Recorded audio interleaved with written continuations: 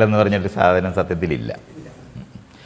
അപ്പുറത്തിരിക്കുന്ന എൻ്റെ കൂടെ ജീവിച്ചിരുന്നവർക്ക് ബുദ്ധിമുട്ടുണ്ടാകുന്ന കാര്യങ്ങൾ നമ്മൾ പറയാതിരിക്കുക എന്ന് പറഞ്ഞാൽ മര്യാദ മാത്രമേ ഞാൻ പറയൂ. എൻ്റെ ജീവിതം ഞാൻ പറയുന്നതിന് എനിക്ക് മടിയൊന്നുമില്ല. അല്ല, ഗുരുവായിട്ടല്ല, ഞാൻ വേദാന്തമാണ് വിട്ടത്. നിത്യനീതിയായിട്ട് ഞാൻ പിണങ്ങിയിട്ടൊന്നും. പിണങ്ങി എന്നുള്ളത് പിന്നെ വരുന്നതാണ്. അതെന്ന് പറഞ്ഞാൽ നമ്മൾ രാഷ്ട്രീയമായിട്ടുള്ള വിമർശനങ്ങൾ എഴുതി അയക്കുന്നുണ്ട്. അപ്പോഴാണ് ആളുകൾ ഞങ്ങൾ പിണങ്ങി എന്നൊക്കെ, അല്ലെങ്കിൽ സത്യത്തിൽ ഒരു പിണക്കും. പിന്നെ ഈ നമ്മൾ നിത്യനീതിക്ക് ഖേദപൂർവ്വം എന്ന് പറഞ്ഞൊരു പുസ്തകം പ്രസിദ്ധീകരിക്കുന്നുണ്ട്. പക്ഷെ അതൊന്നും പിണങ്ങിയായിട്ട് ചെയ്യുന്നതൊന്നുമല്ല, സാമൂഹ്യ രാഷ്ട്രീയ പ്രവർത്തനത്തിൻ്റെ ഭാഗമായിട്ട് ചെയ്യുന്നത്. അല്ല, ആശയപരമായിട്ട് നിത്യനീതിയായിട്ടല്ല ഉണ്ടായത്, വേദാന്തമാണ് വിട്ടത്. വേദാന്തം വിട്ട പിന്നെ നിത്യനീതിയെ അപ്പം ഞങ്ങൾ രണ്ടുപേരോടൊക്കെ ഇന്ന് സംസാരിച്ചിട്ടുണ്ട്.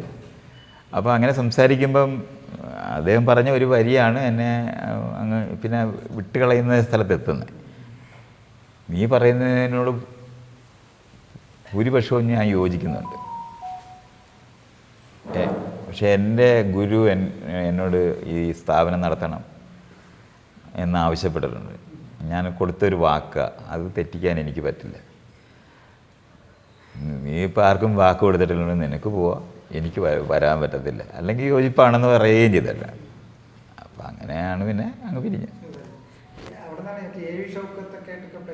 ഏത് ഷൗക്കത്ത്? ഞാൻ അവിടെ ഉള്ളപ്പോൾ അയാളുടെ പോലെ 5-6 വയസ്സേ കാണത്തുള്ളൂ.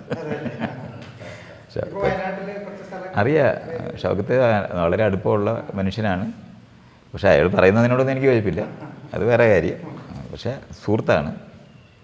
ഞാൻ ആദ്യം എഴുതിയ പുസ്തകം എഡിറ്റ് ചെയ്യാനും വായിക്കാനും ഒക്കെ സഹായിച്ചിട്ടുള്ള ആളാണ്, സുഹൃത്താണ്. പക്ഷെ അയാൾ പറയുന്നതിനോടൊന്നും എനിക്ക് യോജിപ്പില്ല, അതങ്ങനെ തന്നെ മനസ്സിലാക്കണം. ഞങ്ങൾ രണ്ടുപേരും കൂടെ ഒരു കാര്യമല്ല പറയുന്നത്. ഞാൻ പറയുന്നത് എന്താണെന്ന് അറിഞ്ഞിട്ട് പറയുന്ന ഒരാളാണ്. അതുകൊണ്ട് യാതൊരു തരത്തിലും അയാളുടെ സിദ്ധാന്തപരമായിട്ടുള്ള നിലപാടുകളോട് എനിക്ക് യോജിപ്പില്ല. പക്ഷെ ഇപ്പം നമ്മുടെ ഇവിടുത്തെ ഒരു അവസ്ഥ, ഇന്ത്യയിലെയും ഇപ്പോൾ കേരളത്തിലെയും കൂടെ അവസ്ഥ, നമുക്ക് അത്ര സൗന്ദര്യം ആസ്വദിച്ച് ജീവിക്കാൻ പറ്റുന്ന ഒരു സന്ദർഭം തരുന്നില്ല നമ്മുടെ അടുത്ത തലമുറ. ഞാൻ പൊളിറ്റിക്കലാണ് പറയുന്നത്, അല്ലാതെ പരിസ്ഥിതി കാര്യങ്ങളൊന്നും. അവരുടെ വിദ്യാഭ്യാസം, അവരൊന്നും കാതലായ കാര്യങ്ങളൊക്കെ പഠിക്കാതെ ഉള്ള അവസ്ഥ വരുന്നു. അപ്പോൾ മൊത്തത്തിൽ ഒരു നിരാശ ബാധിച്ചിട്ടുണ്ടെന്ന് എനിക്ക് ഉണ്ട്, തീർച്ചയായിട്ടും ഉണ്ട്.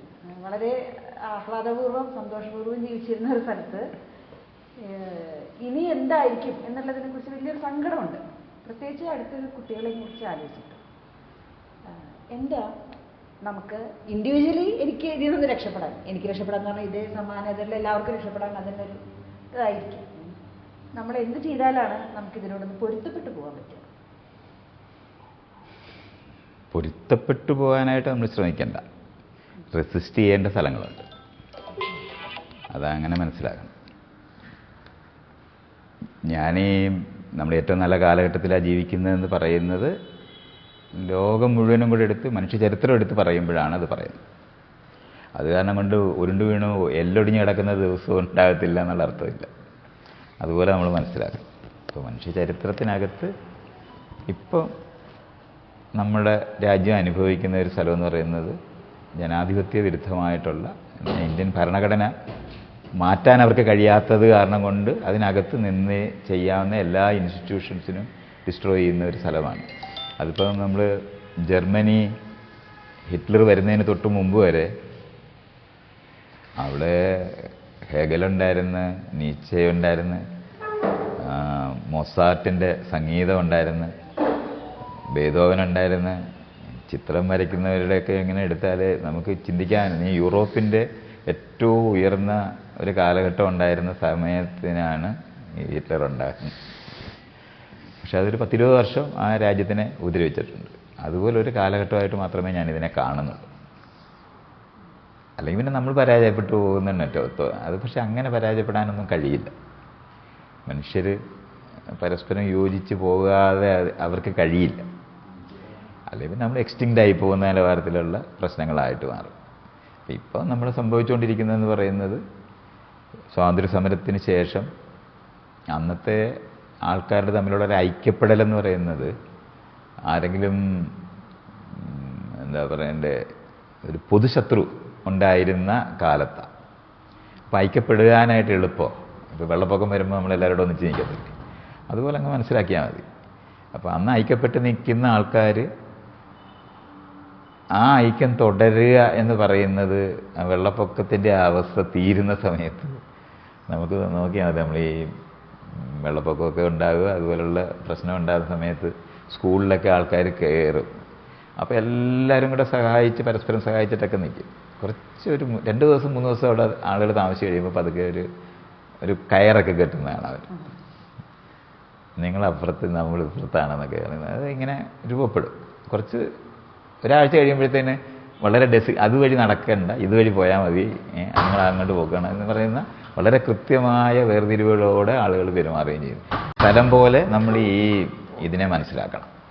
ഈ സ്വാതന്ത്ര്യ സമര കാലത്ത് ബ്രിട്ടീഷ് വിരുദ്ധത എന്ന് പറയുന്നത് എല്ലാവർക്കും പൊതുശത്രുവായും മാത്രമല്ല എല്ലാവരും ബ്രിട്ടീഷുകാരെ കണ്ടാൽ തിരിച്ചറിയാനും എളുപ്പമാണ്, ശത്രുവിനെ എളുപ്പമാണ് തിരിച്ചറിയാം.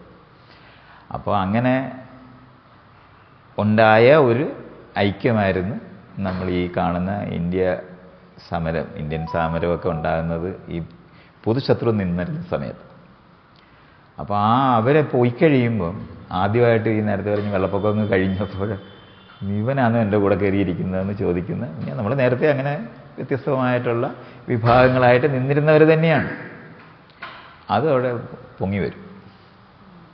ആ പൊങ്ങി വരുന്നത് തടയാനായിട്ട് കഴിയുമായിരുന്ന ഒന്നാണ് നമ്മുടെ ഭരണഘടന. അതിനങ്ങനെ തന്നെ എൻവിസേജ് ചെയ്തിട്ടുണ്ട്. പക്ഷെ അംബേദ്കർ തന്നെ അത് പറയുന്നുണ്ട്, ഇന്ത്യയിലെ ഈ വിവേചനപരമായിട്ടുള്ള ഈ സിസ്റ്റം നിലനിർത്തിക്കൊണ്ടാണ് ജനാധിപത്യം ഉണ്ടാകുന്നുണ്ടെങ്കിൽ വർക്ക് ചെയ്യാതാവും എന്ന് അദ്ദേഹം ഇങ്ങനെ പല സമയത്ത് BBC-യിലൊക്കെ ഉള്ള ഇൻ്റർവ്യൂവിനകത്തൊക്കെ അത് ഇങ്ങനെ തന്നെ പറയുന്നുണ്ട്. ഈ ഭരണഘടനയൊന്നും നിൽക്കത്തില്ല. അപ്പോൾ അതുപോലെ നമ്മൾ അതിനെ ഒന്ന് മനസ്സിലാക്കേണ്ടത്. അപ്പോൾ ഇപ്പോൾ ഉള്ള അവസ്ഥയെന്ന് പറയുന്നത് നമ്മളിപ്പോൾ ജാതി എന്ന് പറഞ്ഞ് നമ്മൾ പറയുന്ന വിവേചനങ്ങൾ നിലനിന്നിരുന്ന ഒരു സമൂഹത്തിൽ തന്നെയായിരുന്നു ഇതെല്ലാം നടന്നിരുന്നത്. ആളുകൾ ആ തരത്തിലുള്ള വിവേചനങ്ങളെ മറികടന്ന് ഒന്നിച്ച് നിന്നത് നേരത്തെ പറഞ്ഞ പൊതുശത്രു ഉണ്ടായിരുന്നുണ്ട്.